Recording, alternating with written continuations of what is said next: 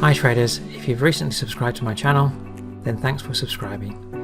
If you haven't subscribed yet, then subscribe and keep up to date with my analysis.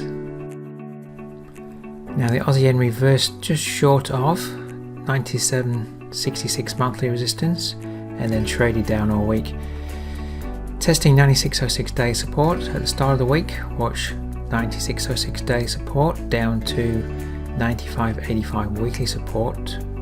Does this area hold in the short term for a move back up to retest weekly resistance at 96.91? Can that hold to form a lower top for then a move down? Of course this area could break at the start of the week, but expect support to hold in the short term for a rally back up to retest weekly resistance at 96.91. Okay traders, that's my analysis for today. If you want to keep up to date with my analysis, simply subscribe to the channel. I look forward to seeing you next time.